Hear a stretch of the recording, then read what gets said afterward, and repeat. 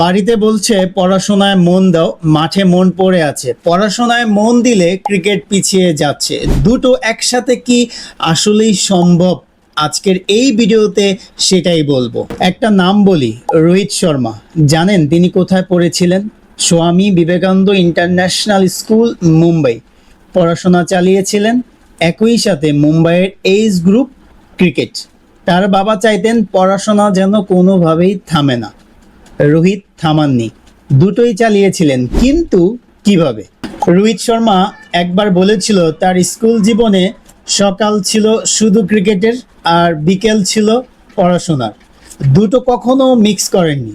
Cricket গ্রাউন্ডে শুধু cricket, বাড়িতে বই খুললে শুধু পড়াশোনা। এই সেপারেশনটাই ছিল তার সিক্রেট। কিন্তু বেশিরভাগ ছেলে কি করে? মাঠে গেলে পড়ার চিন্তা করে, বই খুললে মাঠের কথা চিন্তা করে।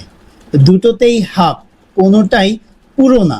এটাই হচ্ছে সবচেয়ে বড় সমস্যা আমাদের। কিন্তু প্র্যাকটিক্যালি কিভাবে করবেন? সময় তো সবার সমান 24 ঘন্টা। তাহলে কেউ পারে, কেউ পারে না কেন?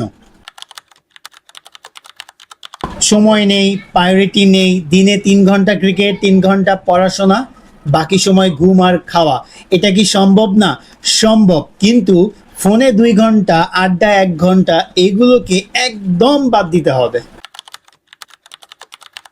এটা সত্যি না। পড়াশোনা আপনার ব্রেনকে শার্প রাখে। শার্প ব্রেন মাঠেও কাজে আসে। গেম রিডিং, কুইক ডিসিশন, এগুলো ফিজিক্যালি তৈরি হয় না, মেন্টালি তৈরি হয়। পড়াশোনা আপনার ক্রিকেটকেও ভালো করে।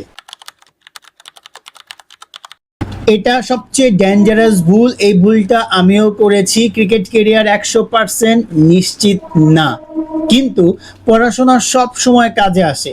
ব্যাকআপ মানে উইকনেস না, ব্যাকআপ মানে আপনি স্মার্ট। তাহলে প্র্যাকটিক্যালি দিনটা কিভাবে সাজাবেন? একটা সিম্পল ফর্মুলা আছে, সেটা বলছি এখনই। এক, সকাল ক্রিকেটের, বিকেল পড়াশোনার, অথবা উল্টো, কিন্তু দুটো আলাদা রাখুন। যখন মাঠে 100% মাঠে, যখন বইয়ে 100% বইয়ে। এই একটা হ্যাবিট দুটোতেই আপনাকে ভালো রাখবে। 2, এক্সামের আগে ক্রিকেট কমান। বন্ধ না, এক্সামের সপ্তাহে প্রতিদিন 30 মিনিট হলেও মাঠে যান। কেন? ফিজিক্যাল অ্যাক্টিভিটি ব্রেনকে ফ্রেশ রাখে, আর ফ্রেশ ব্রেন পড়া বেশি মনে রাখে। একদম বন্ধ করলে মাথায় আরও বেশি প্রেশার আসে। তাই এক্সামের সময়ও কিছু না কিছু অ্যাক্টিভিটি করার চেষ্টা করুন, যা আপনার ব্রেনকে ফ্রেশ রাখবে। সেই সাথে আপনি ক্রিকেটের টাচেও থাকবেন, আর এদিকে পরীক্ষাও দিবেন।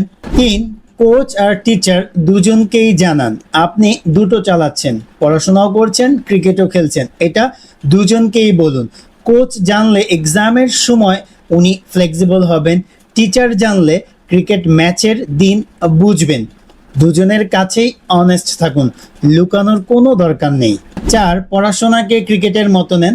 ক্রিকেটে আপনি আলাদা শট প্র্যাকটিস করেন, পড়াশোনায় আলাদা সাবজেক্ট প্র্যাকটিস করুন।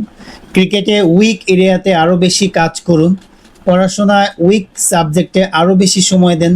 সেম সিস্টেম, সেম মাইন্ডসেট, এটাই হচ্ছে সিক্রেট পড়াশোনা আর ক্রিকেটের মধ্যে। রোহিত শর্মা দুটো চালিয়েছিলেন। তিনি ভাবেননি পড়াশোনা থাকলে ক্রিকেট হবে না। তিনি ভেবেছিলেন দুটো একসাথে করব, শুধু সঠিকভাবে। আপনার বাড়ির মানুষ যখন বলে পড়াশোনায় মন দাও, তারা ভুল বলছে না, তারা আপনার ভবিষ্যতের কথা ভাবছে। আপনিও ভাবুন, ক্রিকেট আর পড়াশোনা দুটো শত্রু না, দুটো মিলে আপনাকে সম্পূর্ণ করে। কমেন্টে বলুন আপনি কিভাবে দুটো ব্যালেন্স করছেন আর কোনটা বেশি কঠিন লাগে।